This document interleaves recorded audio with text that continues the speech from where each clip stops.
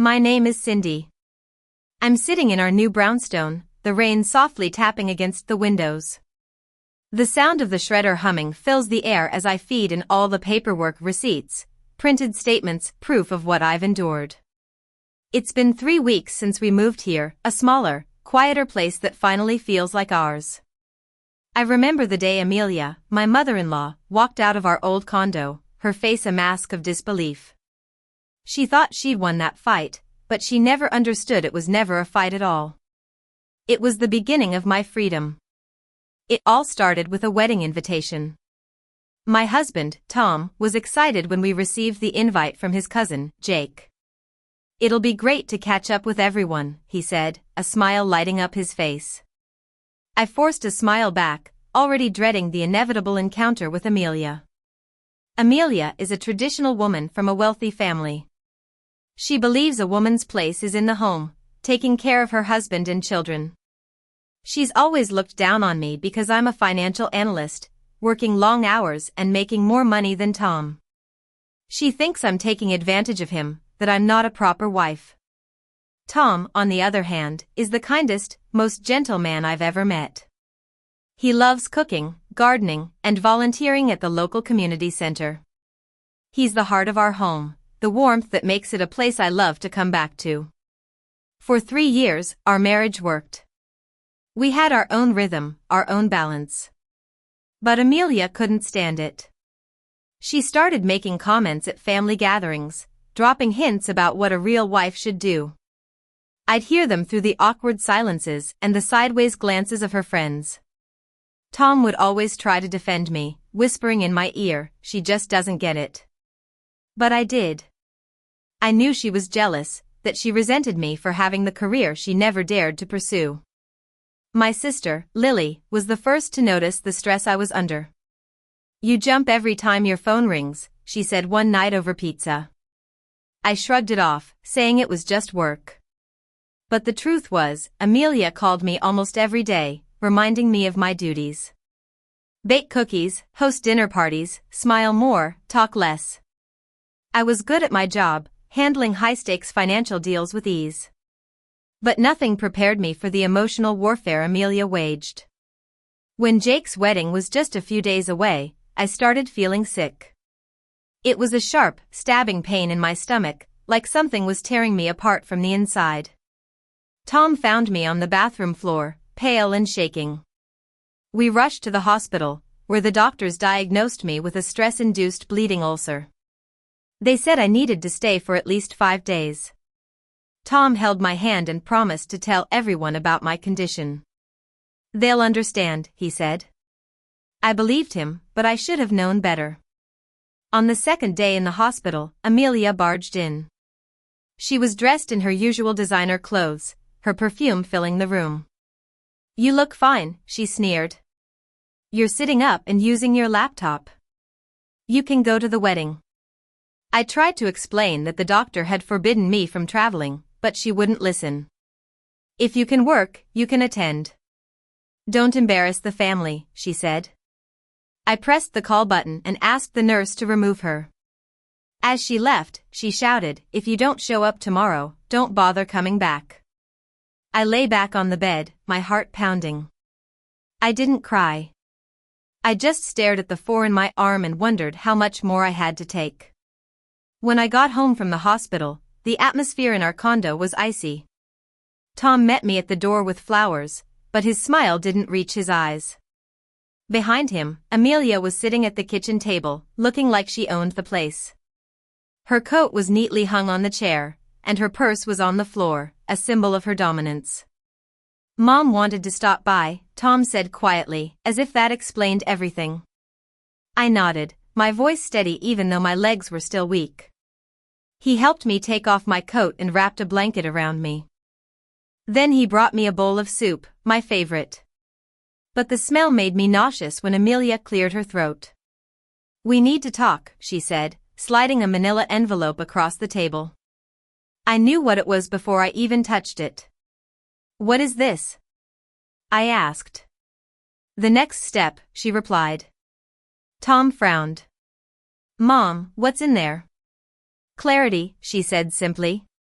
If Cindy wants out of this family so badly, let's make it official. I picked up the envelope and saw my name typed on the top, petition for dissolution of marriage. My hands started to shake, and my pulse raced. You brought divorce papers to my house? I said, my voice trembling. I brought them to save my son, Amelia replied coolly. You made a promise at the hospital. You said if you didn't go to the wedding, you'd leave. Tom looked stunned. You went to the hospital? He asked. She was fine, Amelia said quickly, exaggerating my ability to sit up and work. I set the papers down gently. I was on intravenous fluids, I said. You saw the machines. You heard the doctor. She tilted her head. If you were strong enough to argue with me, you were strong enough to go to the wedding. The silence in the room was deafening. Tom's voice shook as he said, Mom, this is crazy. You can't just. She's turned you into her servant, Amelia snapped. You cook, you clean, you do everything for her. What does she give you in return? Just an empty bank account and a tax deduction. Something inside me snapped. I looked at Tom. Do you believe that? I asked. He shook his head immediately. Of course not, he said. Amelia laughed, a cold, brittle laugh. He doesn't have to believe it. Everyone else does. I stood up, my body still weak but my voice firm. You came here to humiliate me. Consider it done. Now leave, I said. She smirked as she gathered her coat. You'll regret this, Cindy, she said. The door slammed behind her, and Tom ran his hand through his hair. I'm so sorry, he said. I didn't know she'd go this far. I sat back down and stared at the envelope. I wasn't angry at Tom, not yet. But I knew this was a turning point. That night, I couldn't sleep. Every time I closed my eyes, I saw Amelia's smug face as she pushed the divorce papers across the table. My stomach still ached from the ulcer, but this was a different kind of pain, a pain that fueled my determination. The next morning, I made myself a cup of coffee and opened my laptop. I started going through our household spreadsheets, looking at every bill, every payment I'd made since we got married. Rent, utilities, insurance, even the catering for Jake's rehearsal dinner, it was all on my card. It wasn't about the money anymore. It was about the truth. I printed out all the documents and stacked them neatly in a folder. I wasn't going to yell or threaten. I was going to show her the facts. By noon, Lily dropped by with soup. You look like you're on a mission, she said, half joking. I'm done being nice, I replied. She glanced at the folder. What's the plan? I'm going to give Amelia what she wanted, clarity, I said. When Tom came home, I told him calmly, your mother is right about one thing. We need to set things straight, but not her way. He looked tired and worried. What are you going to do? He asked. I smiled faintly. Tell the truth. All of it, I said. That night, I slept better than I had in weeks. The fear was gone, replaced by a sense of purpose. The silence that I'd used to endure Amelia's abuse was now going to be my weapon. The next evening, Amelia called, demanding to discuss the divorce papers. I told her to come over. My voice was flat and steady. She thought she was coming to accept my surrender, but she had no idea she was walking into an ambush. When she arrived, she walked in like she owned the place, as usual. Her heels clicked on the hardwood floor, a countdown to the confrontation. Tom stood beside me, his hands clasped tightly. I brought a notary, she said, dropping her coat on the chair. Let's get this over with. No need, I replied. You won't be needing those papers. Her eyebrows furrowed. Excuse me? She said. Sit down, I said calmly. We're going to talk about family, the way you like to. She hesitated for a moment, sensing the change in my tone. Then she sat down, her designer bag beside her like a shield. I slid the folder across the table, just as she had done with the divorce papers. "What's this?" she asked. "Documentation," I said. "You should appreciate it. It's your favorite kind of truth." Tom looked at me, confused. But I kept my eyes on Amelia. "You accused me of using your son, of treating him like a servant. You've called me a parasite, a paycheck, a problem." "Let's look at the numbers," I said, opening the folder page by page. Rent for the past 3 years, all paid from my account. Groceries, utilities, his health insurance, even your heating bill last winter. And don't forget the catering for Jake's rehearsal dinner. You loved the food, but I paid for it. Her face turned pale, and she tried to deny it. "That's ridiculous. Tom sends me money every month," she said. "Yes, he does," I replied. "But that money comes from our shared account," a line in the budget labeled Mom. She turned to Tom, desperation in her eyes. "You didn't tell me that, did you?" Tom swallowed hard. "I didn't want to embarrass you," he said. She blinked rapidly, her eyes darting between us. "You expect me to believe this? That you've been paying for everything?"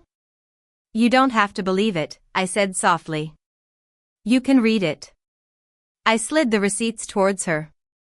She flipped through the pages with trembling hands. The silence in the room grew thick and heavy. Her breathing hitched.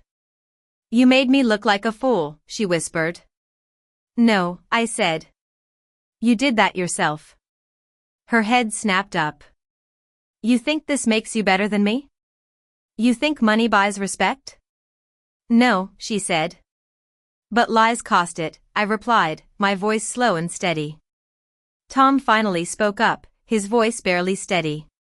"Mom, stop. Please," he said. "This isn't about sides anymore," she glared at him. "She's poisoned you against me." I leaned forward. "You did that all on your own, Amelia. Every insult, every dig, every threat.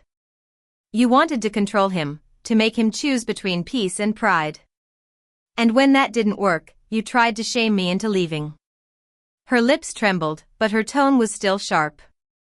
"You're cold. You think keeping everything in order makes you right. You don't love him. You own him." For the first time, Tom raised his voice.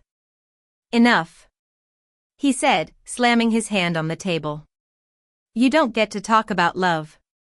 You use it like a leash." The sound startled Amelia. She froze, her eyes wide. "She's never tried to control me." "You have. You treat me like a child," Tom continued, his voice shaking but clear. "She's my wife, and I'm done watching you tear her apart just because she doesn't fit your idea of a perfect wife." Amelia's eyes filled with fury. "She's taken you from me," she said. I stood up and gathered the folder. "No, Amelia. I didn't take anything. I gave. For years, and all I asked for was a little respect," I said. She stared at me, breathing hard. "You think you've won?" she asked. "There's nothing to win," I replied. "I'm done playing your game." Tom stepped closer to me and put his arm around me. "Mom, it's time for you to go," he said gently. Her expression was a mix of disbelief and anger. "You can't mean that," she said. "I do," Tom said. "We both do." She stood up slowly, gathering her bag. She looked around the room, at the photos on the wall, at the life we'd built together. At the door, she paused. "You'll regret this," she said. I met her gaze. "Maybe. But it'll be my regret, not yours," I said. When the door closed behind her, the silence was overwhelming. Tom exhaled deeply, like he'd been holding his breath for years. "I should have stopped her sooner," he said. "You just did," I replied. He took my hand, the same hand that had almost signed the divorce papers. "What happens now?" he asked. I looked at the folder on the table. "Now we start over.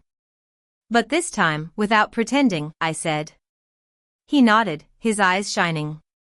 For the first time in a long time, I believed him. And that's how we ended up here, in this new place, building a new life. Tom found a part-time job managing a community garden, and I reduced my client list so I could leave the office earlier. We cooked together, we laughed together, and we're finally happy. Amelia still sends polite texts on holidays, but Tom replies with short, careful words, and I don't reply at all. There's no need for a victory lap or applause. Just the quiet mornings, the sunlight through the clean glass, and the coffee shared without tension. Sometimes, silence isn't surrender. It's the sound of boundaries being built and finally holding.